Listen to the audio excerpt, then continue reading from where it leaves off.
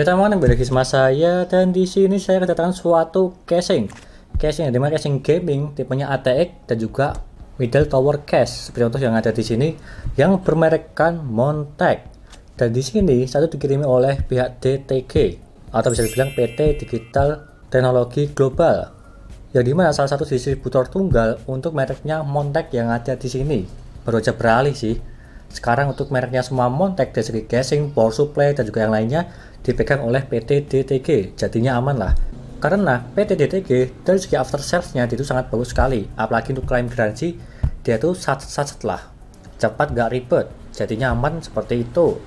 Dan di sini saya kedatangan mereknya Montech yang serinya adalah Air 1000 Premium. Dan casingnya ada di sini dengan harga sekitar 1 juta kurang lebihnya.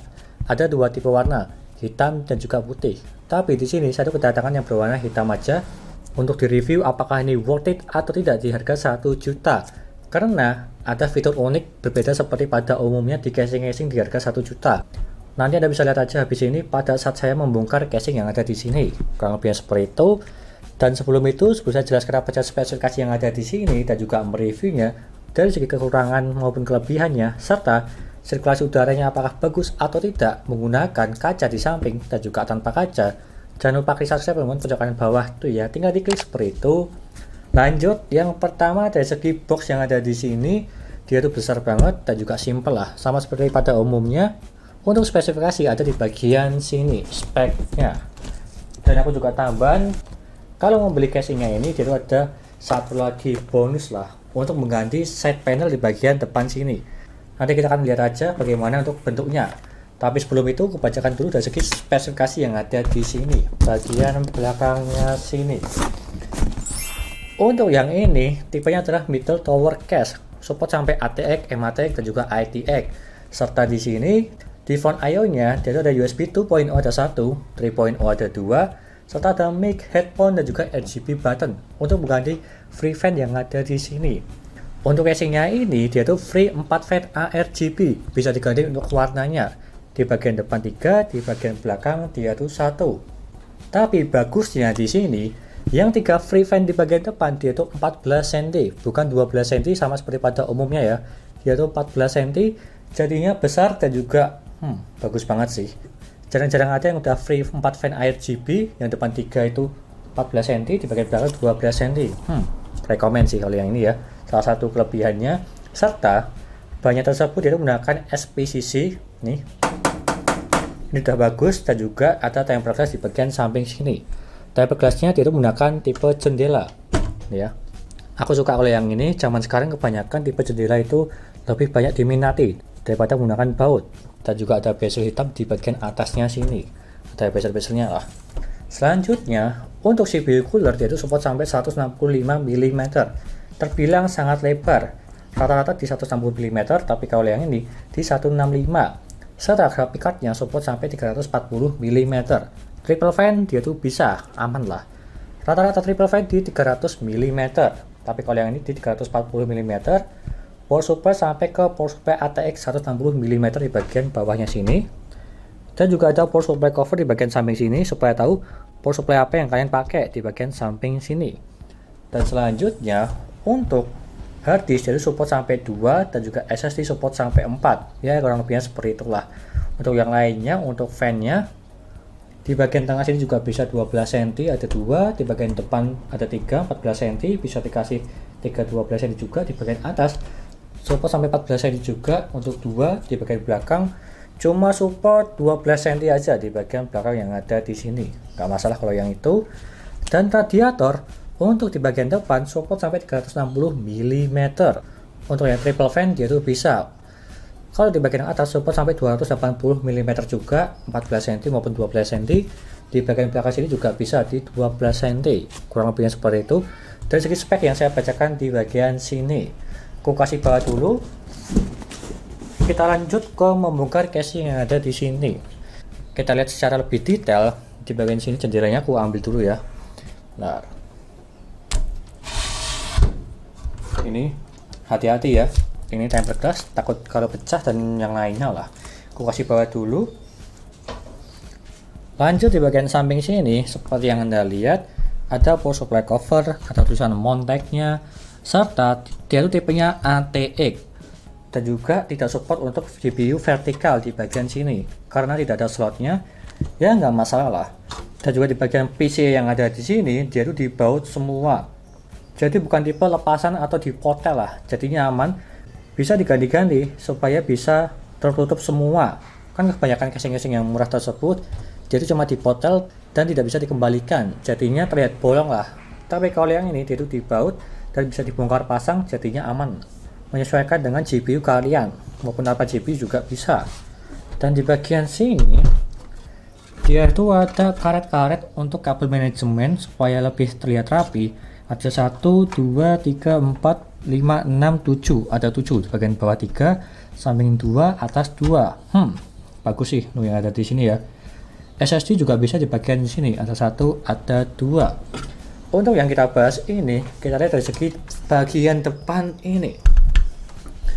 Di sini dia tuh ada tempered glass-nya. Dan saya buka dulu yang ini ya. Karena kalau kalian memakai ini kan bisa mengganti, ada 2 tipe.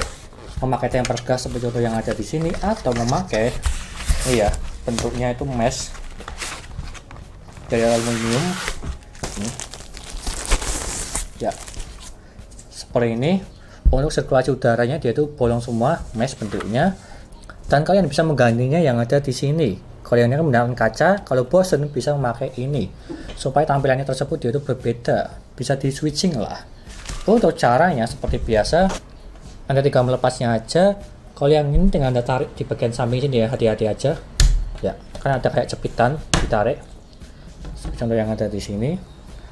Ini tempered glass-nya, hati-hati juga, takut kalau pecah. Dan seperti ini penampakannya dari segi depan. Dan yang sangat bagus sekali, dia itu ada filter di bagian depan yang sangat gampang sekali untuk diambil maupun dilepas. Seperti contoh yang ada di bagian sini, dia itu ada tombolnya. Seperti Anda lihat ini ya. Saya klik, dia itu naik sedikit di bagian atas. Tinggal Anda tarik seperti ini. Dan ini dust filternya. Tinggal kalian bersihkan, udah sangat simpel sekali. Nggak usah membersihkan dari depan sini lah, karena bisa diambil untuk jaring-jaringnya. Worth it banget ya, di harga 1 juta. Kalau ingin memasukkan lagi, tinggal Anda masukkan aja di bagian sini. Udah ada tempatnya, tinggal Anda masukkan ke bawah. Itu udah kekunci. Kalau kalian ambil, diklik aja di bagian atas. Ini udah kebuka. Kalau bisa kekunci, tinggal Anda penet aja atau ditekan lah, seperti contoh yang ada di sini. Udah kekunci. Sangat simpel sekali.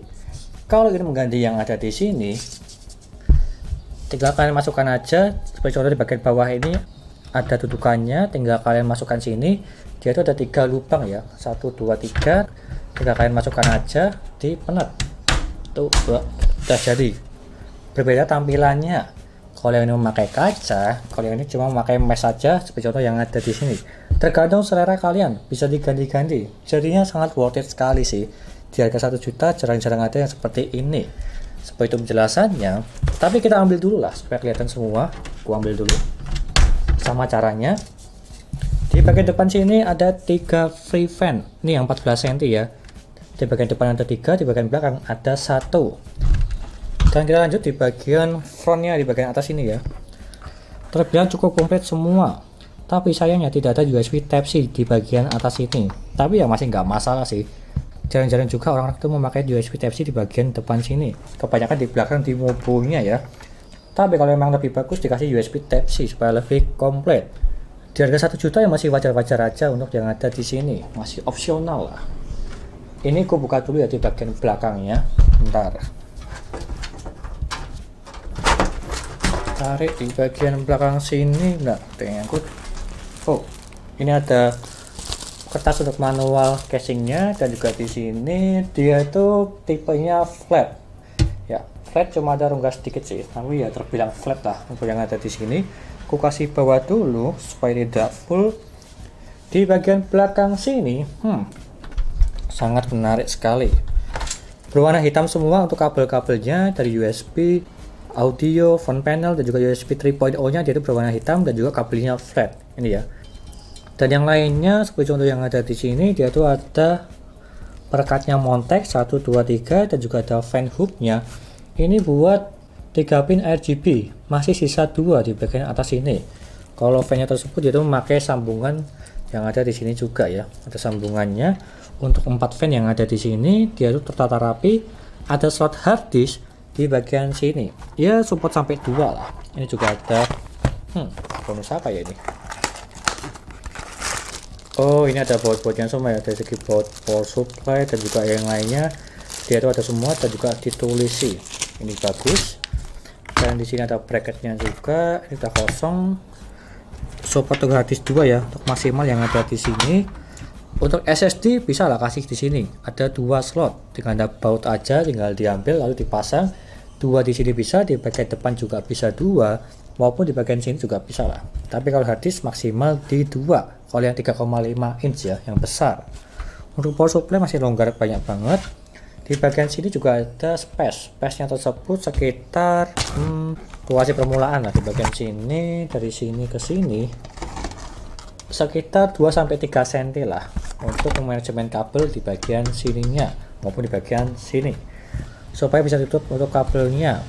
Serta untuk yang lain di bagian bawah sini, kita lihat di bagian sininya dia tuh ada dust filter di bagian bawah, jadinya bagus. Atas, bawah, depan dia tuh ada semua, dan juga ada kakinya serta ada busa di bagian sini untuk meredam getaran maupun aliran listrik.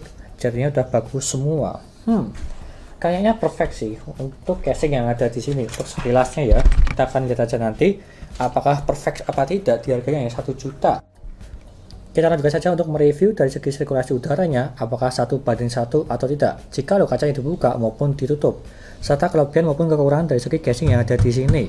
Itu aja, lanjut ke reviewnya. Yuk.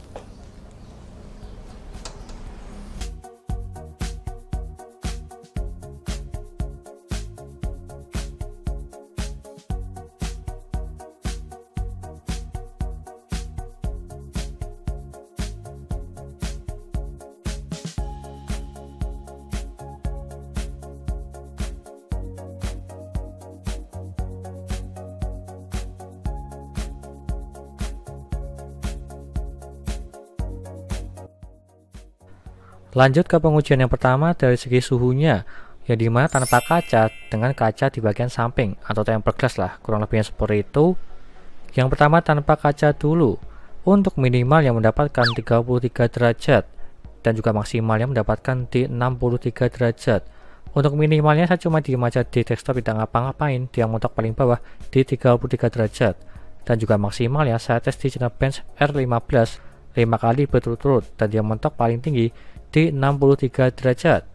Dan jika kita bandingkan kalau memakai kaca di bagian samping atau tertutup semua, untuk minimal yang mendapatkan 33 derajat dan juga maksimalnya mendapatkan di 63 derajat.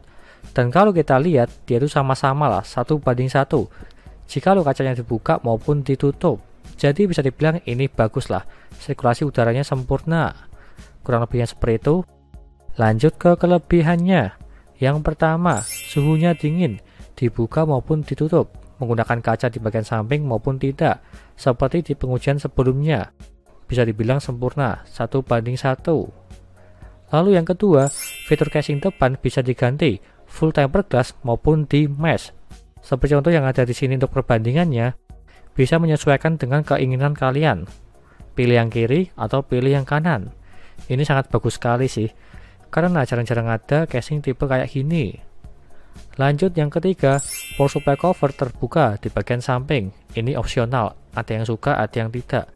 Kalau aku pribadi lebih suka, karena supaya kelihatan power supply apa yang kalian pakai. Apalagi kalau ada RGB-nya supaya lebih menarik.